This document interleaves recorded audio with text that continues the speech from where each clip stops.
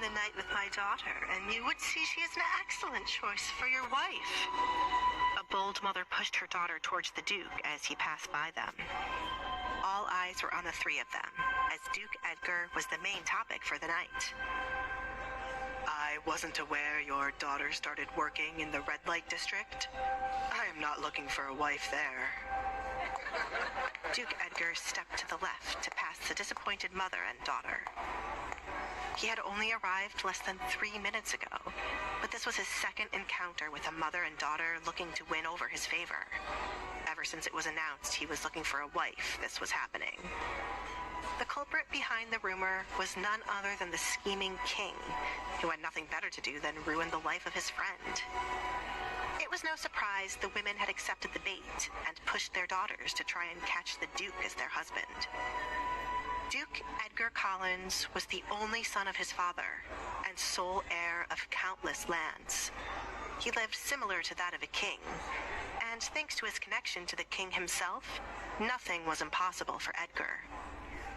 He was said to be a cunning, dangerous man, but when money came into the equation, his history was long forgotten.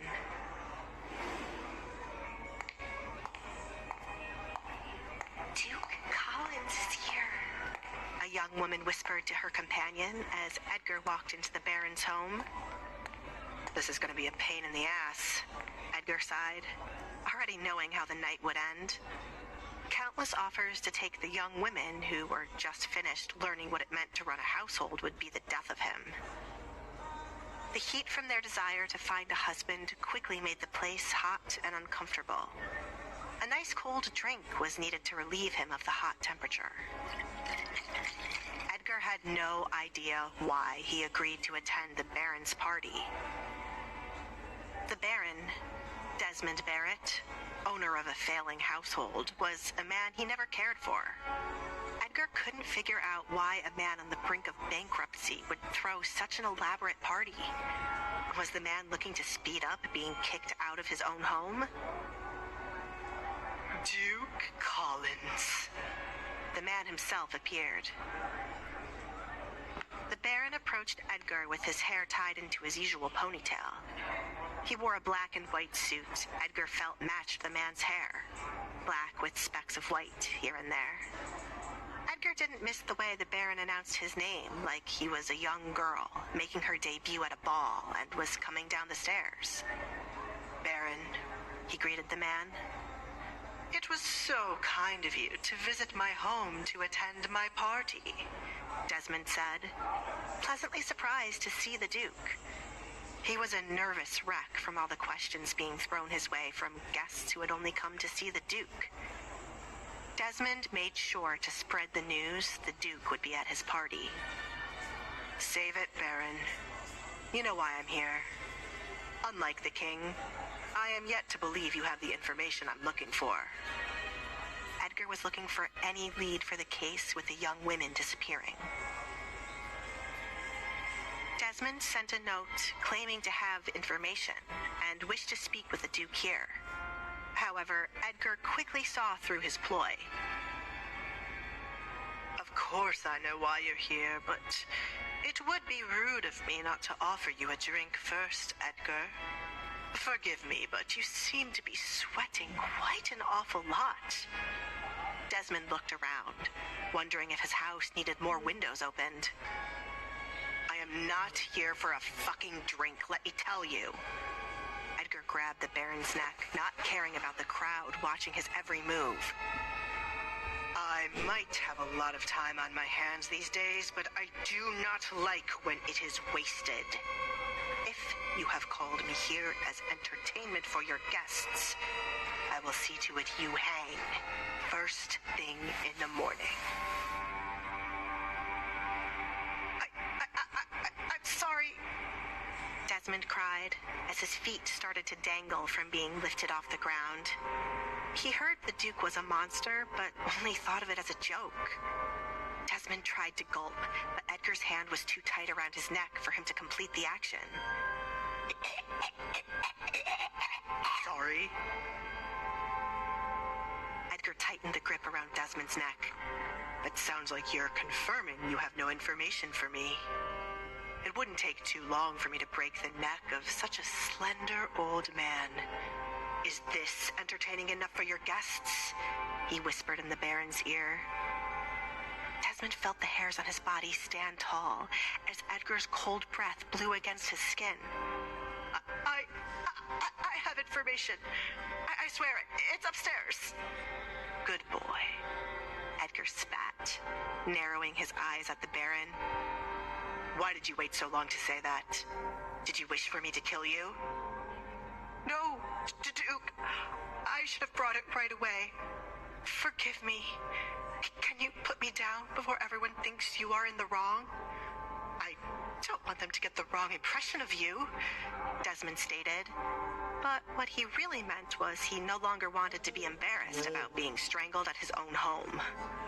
Of course. Edgar released the small man. I will need space to be alone until you return. Someplace outside for me to smoke. The garden has been made off limits, so no one would be there. But my daughter wishes to have a moment with you. If you could only spend a moment outside with her, I would appreciate it. Do I look like a shooting star to you, Baron? Edgar looked down at the man due to their difference in height. Shooting star? I do not understand, Edgar. How could you be a shooting star? Desmond was completely puzzled. That is what I am trying to understand from you thinking I would grant your daughter's wish. Run along and bring what you have for me. Yes, sir. Edgar made a mental note that this would be the last house call he did under the king's orders. The Baron was nothing more than an opportunist, using others' names to get a crowd to attend his party. Before anyone else could make their move to introduce their daughters to him, Edgar picked a random direction to go in hopes it would be the garden. He had never visited the Baron's home before and, quite frankly, wanted this to be the last.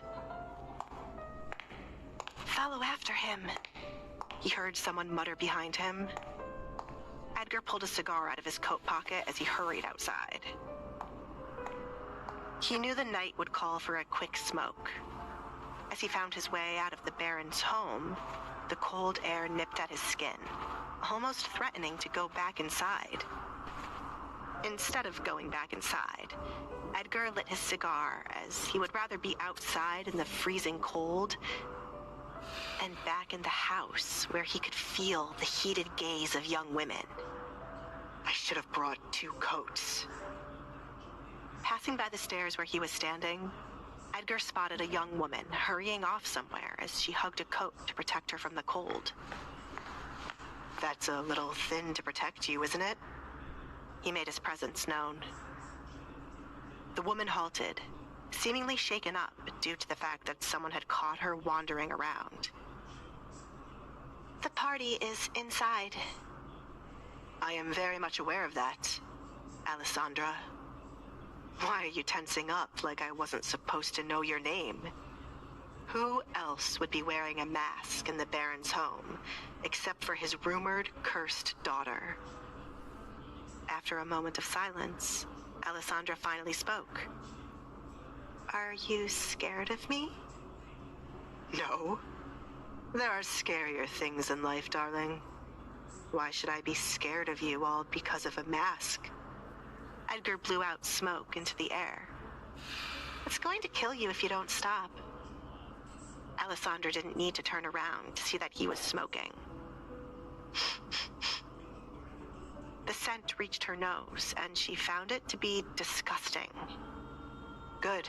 It'll speed up the process. Are you scared of me? He asked, after she had not once looked around to see who she was speaking to. I am not aware of who you are, she replied. Right. I am Edgar Collins. Just Edgar would be fine. The Duke? Alessandra's eyes widened.